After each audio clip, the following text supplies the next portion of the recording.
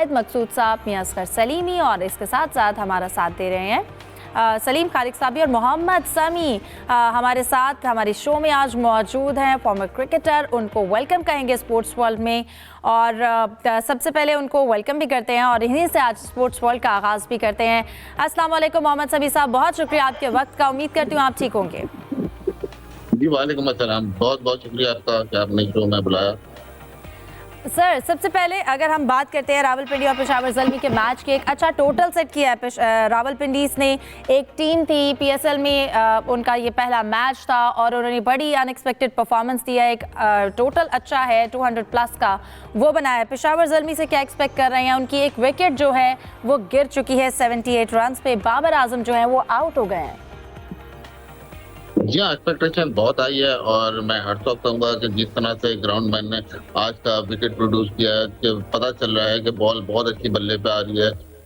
Over 200 जो score हुआ है, तो वो भी अभी सेफ नहीं है। अगर इसी तरह पेशावर बैटिंग करते रही तो होपफुली ये मैच आखिर तक जाएगा और दोनों में से कोई भी टीम जीत सकती है। सही। आप क्या समझते हैं, अगर हम रावलपिंडी के हवाले से बात करें, बाबर आजम है और आपको लगता है कि उन्होंने अपने इस मैच में अपना जो टोटल है वो अच्छा सेट किया है, लेकिन जो उनसे एक्सपेक्टेशन चल रही है उनकी फॉर्म के हवाले से, हम इस पीएसएल में उन्हें कितना मुख्तलिफ देख सकते हैं? जी हाँ, बिल्कुल। कि आपको सबको पता है कि बाबर आजम जो है हमारे स्टार प्लेयर हैं और लोग भी, शौकीन की तवक्कात भी हिसाब से उनसे बहुत ज़्यादा है। तो सब यही चाहते हैं कि बाबर आजम आए और बड़ा स्कोर करें और बेहतर स्ट्राइक रेट से खेलें, और जिस तरह उनका खासा है पिछले 3-4 सालों में वो परफॉर्म करता है, तो दोबारा उसी फॉर्म में आए, अपने खेल को रुझ पाए। एज अ पाकिस्तानी हम सब देखना चाहते हैं कि जितने हमारे प्लेयर हैं जो नेशनल टीम को जा रहे हैं खेलने या जो खेल रहे हैं ऑटोमेटिकली, तो वो अपनी भरपूर फॉर्म में मुजाहरा करें या पीएसएल में अपने खेल को जो शौकीन तक दिखाएं। हालांकि ग्राउंड में शौकीन तो नहीं है, लेकिन जो भी टीवी पर बैठ के मैचेस देख रहे हैं उनको अपने खेल से लुत्फानंदोज करें। सही। सलीम खालिक साहब, आप कुछ पूछना चाहेंगे? मैं सभी, आपने कल देखा होगा कि शामिल हुसैन भी अच्छा खेले थे, 50 की थी, लेकिन मैच के बाद जो प्रेस कॉन्फ्रेंस थी उनकी, उसकी क्लिप बड़ी वायरल हो रही है जिसमें उन्होंने कहा कि मैं किसी के कहने पे नहीं आया, किसी के कहने पे नहीं गया। मतलब थोड़ी एरोगेंस नजर आ रही थी उनके अंदर। तो आपका क्या ख्याल है, ये जो यंगस्टर हैं इनको थोड़ा इस हवाले से भी ट्रेन करने की जरूरत है कि जी किस तरह आपको मीडिया के सवालों के जवाब देने चाहिए या इनको बताना चाहिए ये सब चीजें?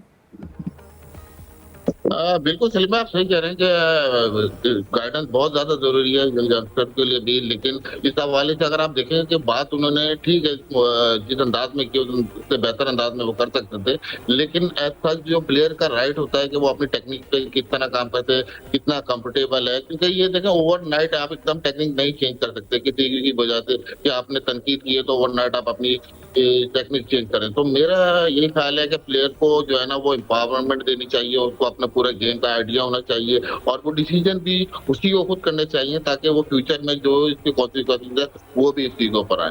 लेकिन आप सही कह रहे हैं, बिल्कुल हमें थोड़ी सी गाइडेंस देनी पड़ेगी अपने यंगस्टरों को, अपने प्लेयरों को, ताकि वो मीडिया में आके इस तरह से बात ना करें।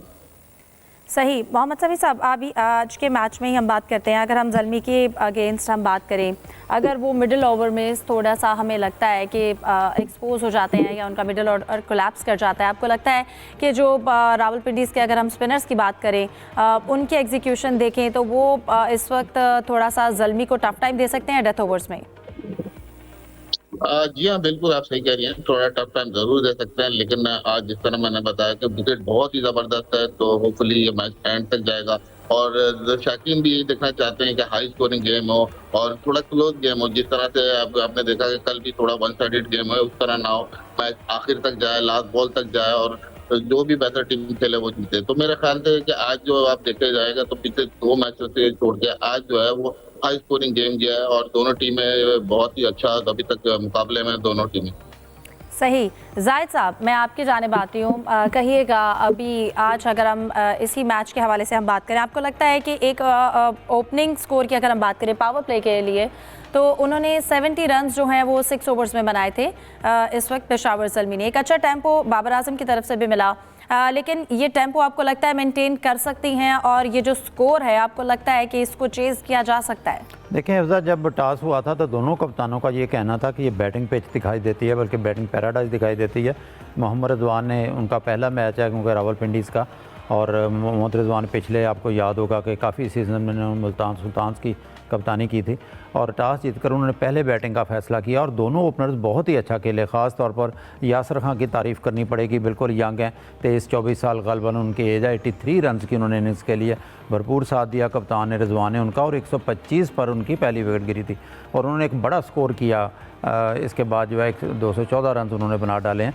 बैटिंग विकेट है जैसे समी भाई भी अभी कह रहे थे, तो ओपनिंग इनकी बहुत अच्छी है। अमूमन पेशावर ज़ल्मी का अगर माजी भी देखा जाए 2 या 3 प्लेयर्स के गिर्द घूमती है।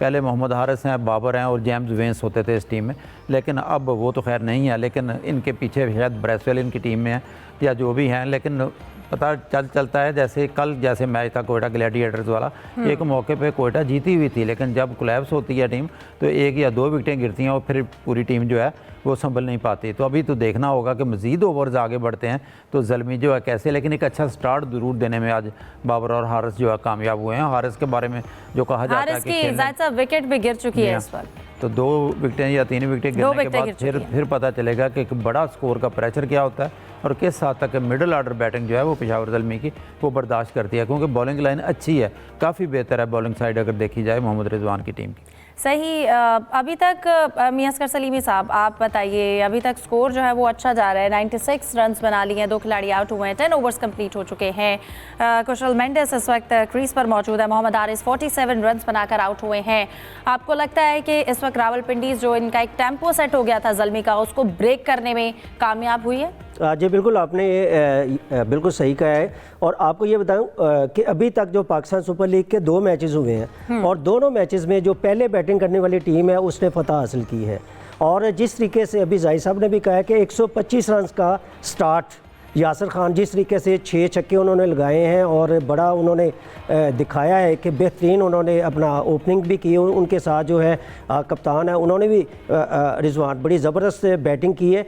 अभी तक जो सूरत लग रही है, मैच वैसे इक्वल है, लेकिन वही जो है अब जो इस वक्त सिचुएशन चल रही है, अगर पेशावर ज़ल्मी के जो क्रीज पर मौजूद जो बैट्समैन हैं ज़िम्मेदारी का मुजाहरा करते हैं, स्कोर को तेज़ी से जाने की कोशिश करते हैं, तो ये मैच जीत सकते हैं। लेकिन अभी तक जो ज़ाहिर नज़र आ रहा है वो जो रावलपिंडी की टीम है उनका जो पलड़ा भारी है। लेकिन क्रिकेट एक ऐसी गेम है जिसमें आखिरी बॉल तक ये नहीं कह सकते कि ये टीम जीतेगी या ये हारेगी। जो टीम ज़्यादा अच्छे तरीके से ज़्यादा मेहनत करती है वो जीत जाती है। और बेसिकली अगर देखा जाए ये एक इम्तिहान है, पेशावर ज़ल्मी के बैट्समैनों का इम्तिहान है और जो रावलपिंडी है उनके बॉलर का है। अब ये देखते हैं कि बॉलिंग जीतती है या बैटिंग जीतती है, लेकिन ओवरऑल जो है मैं समझता हूँ कि मैच बड़ा ज़बरदस्त है। और चूँकि अगर यहाँ पर तमाशाई भी होते तो मैं समझता हूँ कि मैच और भी बहुत ज़्यादा अच्छा हो सकता था, तालियाँ बजनी थी। और आपको ये भी पता होगा कि जितनी भी जो फ्रेंचाइज़ के मालिकान हैं उन्होंने बाकायदा कंपेन भी शुरू कर दी है कि जो उन्होंने बल्कि वज़ीर आज़म पाकिस्तान शहबाज शरीफ से अपील भी बाकायदा की है कि जो इस तरीके से इक़दाम किए जाएँ, सिक्योरिटी ऐसे मुहैया कर लिए जाएँ कि जिनकी वजह से जो शायकीन है उनकी जो स्टेडियम है वहाँ पर स्टेडियम में उनकी जो शिरकत है उनको यकीनी बनाया जाए। तो मैं समझता हूँ कि पाकिस्तान सुपर लीग का जो हुस्न है ज़बरदस्त, हर प्लेयर बिल्कुल अपना, हम क्राउड को ज़रूर मिस कर रहे हैं और ये हम डे 1 से डिस्कस करें। इनफैक्ट जब से ये डिसीजन हमारे सामने आया था कि क्राउड नहीं होगा तो ये एक एक्साइटमेंट जो थी पीएसएल को लेकर उसमें थोड़ी सी कमी भी आई है। सलीम खालिक साहब, 2 विकेट्स गिर चुकी हैं और आपको क्या लगता है अभी जो टेम्पो इन्होंने बनाया था, और इस वक्त हमें रावलपिंडीज़ जो है वो एक तरह से फर्स्ट एक्सपीरियंस भी था, हम उनके प्लेयर्स को उनके कॉम्बिनेशन को देख रहे हैं, कितनी बैलेंस नज़र आ रही है इस पिच को लेकर और उनकी जो इस वक्त ओवरऑल फील्ड प्लेसमेंट चल रही है वो कितनी बेहतर है? देखिए, खेल तो अच्छा पेश किया, पहला मैच था उनका, लेकिन अच्छा स्कोर किया।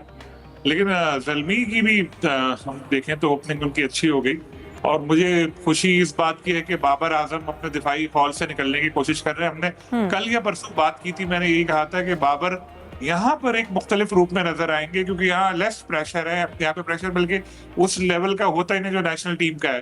तो यहाँ बाबर अपना नेशनल गेम खेलते नजर आएंगे और ये कॉन्फिडेंस जो गेन करें बाद में उनके काम आएगा। तो बाबर आज नजर आ रहा था कि बेहतर खेल रहे थे और अभी आगाज तो इनको सही मिल चुका है और किस तरह जाते हैं देखना होगा। पिंडी ने भी स्कोर अच्छा किया, यासिर बन्नू के है ओपनर, 24 साल उनकी उम्र है और अच्छा परफॉर्म किया। जिस तरह वो छक्के वगैरह लगा रहे थे, लोगों को एंटरटेनिंग एक इनिंग देखने को मिली और पिच भी बिल्कुल ऐसी लग रही है कि जहां बैट्समैनों के लिए एक आसानी है, अच्छी इनिंग खेल सकते हैं। तो जिस तरह अभी ज़ल्मी ने भी स्टार्ट लिया, क्योंकि 2 विकेटें गिरी थी आखिरी जो मैं देखा था, कौशल और हार्डी खेल रहे थे।